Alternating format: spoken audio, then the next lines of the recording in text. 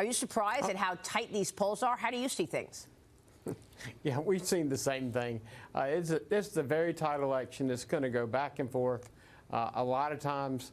And these swing states are what matters most. I mean, people pay attention to these national polls. They're pretty irrelevant.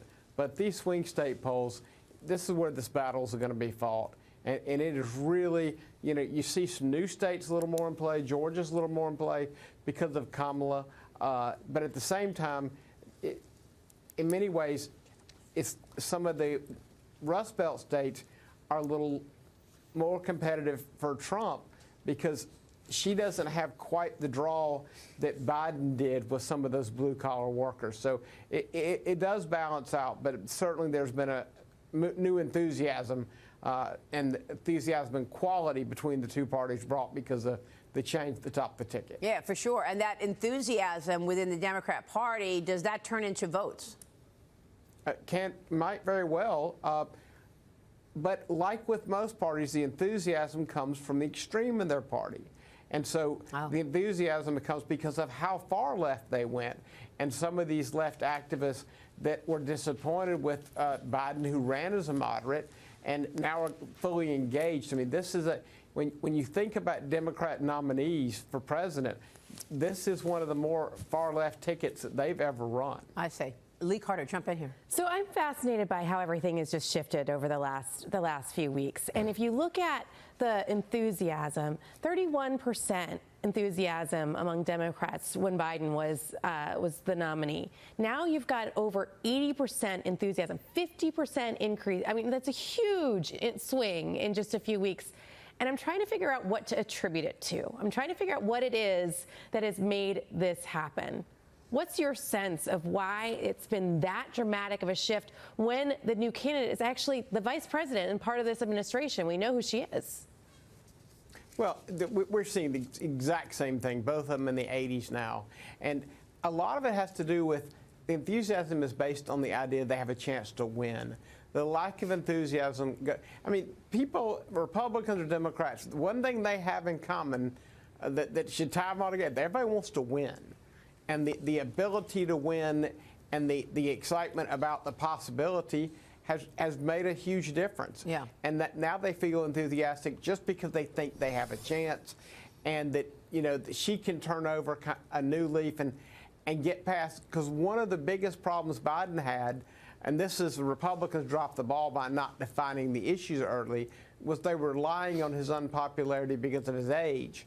And they weren't building the case against him. Had they built the case against him early, a switch at the top wouldn't have made the difference that it did. Well, you just said Georgia is in play. Doug Collins, is that what you're seeing in Georgia? Jump in here, Doug. Yeah, look, Robert, I think Georgia is back, and I saw this last poll for us. Georgia's always if you look at the 22 election, all of our constitutional officers, except for Senate, there was an issue there, won by historical 53, 52% Republicans, which is about right. I'm seeing that sort of balance out. But one of the things I'm interested in, and I'd love to get your take on, is, and I like the fact that you stay away from the national polls. They're just eye candy. Go into these state polls, and what we're seeing, are you seeing the fact that she's not actually getting back up to historical averages on her side in the blue-collar worker, the African-American vote, the Hispanic vote, and the Asian vote? She's still lagging behind what they have traditionally done, which is making up some of these, you know, valuable swing state polls, which are actually going to decide the election.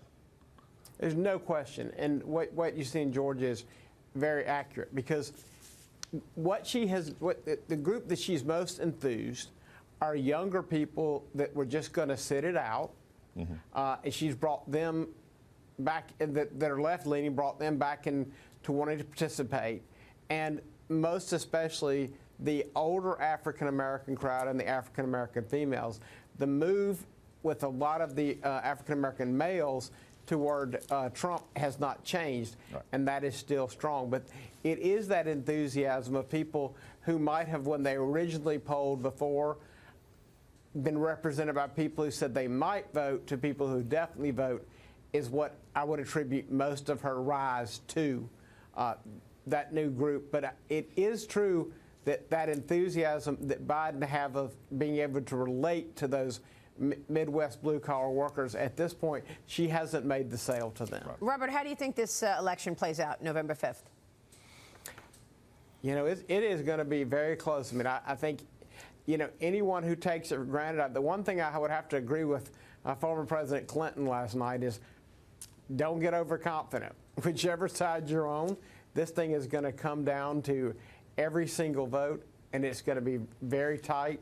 I think we could see an electoral college win by 3 or 4 points on either side. I think Trump has some advantages. I mean, once this convention's over, it's kind of the end of the honeymoon period. Right. And with the RFK possibility, I think that may put Trump in, help level the field, and maybe there'll be some more accountability with our own issues. All right. Because there hadn't been any this week. Yeah, we'll be watching that for sure. Robert, good to see you. Thanks very much.